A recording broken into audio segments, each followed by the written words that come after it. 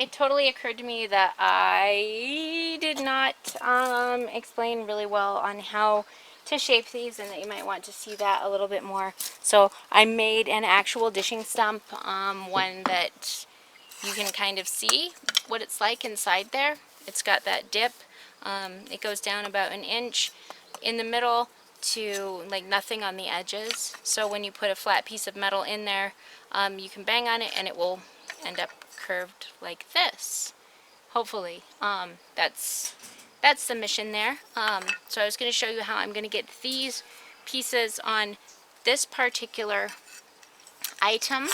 As you can see right here, it's still got quite a bit of shaping to go in order to fit on there properly. It's got a big gap there, so I'm going to want to close that up, and also the other pieces. So, gloves. Actually, I don't really need gloves for this part. It's kind of little.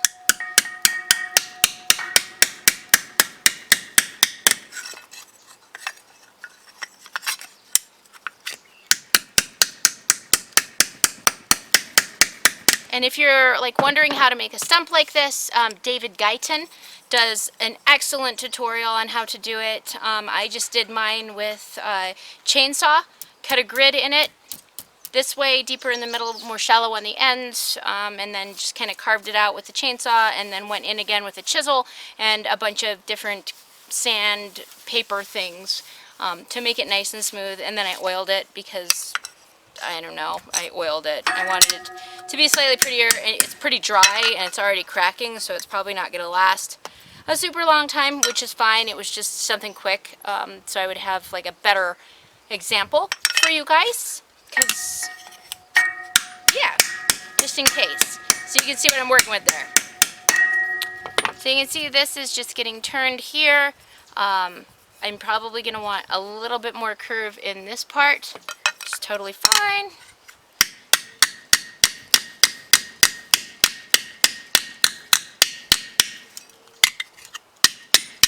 And I am using a smaller hammer than before for the finer work.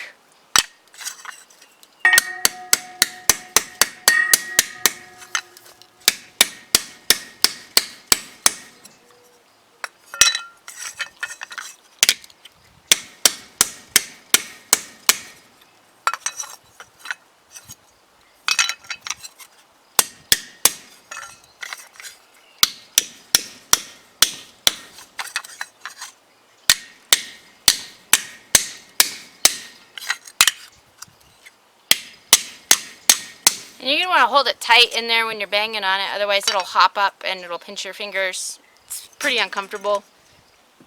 You'll make some noise. Alright, so these pieces right here need a lot more curve. I'm just going to throw that one off my porch. It's pretty far down. This one's really curved, but it is not curved exactly to what I need here. It's going to be a little bit longer. It needs to go down a little in the middle if I want this to fit on here right. And I'm probably also going to have to trim off a little on the corner so it's not like digging into a breast and making it really uncomfortable over time.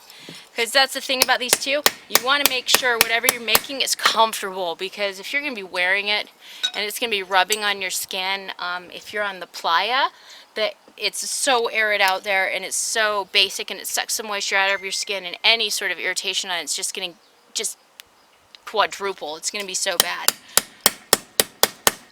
Or if you're someplace and you're sweating and you need to, it'll just get sweaty and ouch. Or if you're someplace that's cold and you've got to pack some stuff on underneath it, you don't want it to be uncomfortable. So definitely think about what it's going to feel like when you're wearing it, and also think about how your interactivity with other people might be hindered by what you're wearing.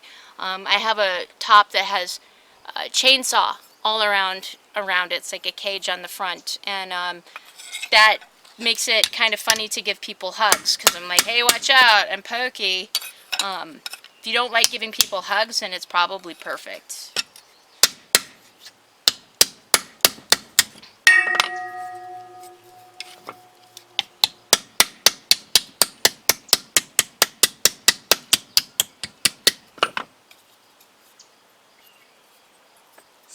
Nice and smooth, nice and smooth.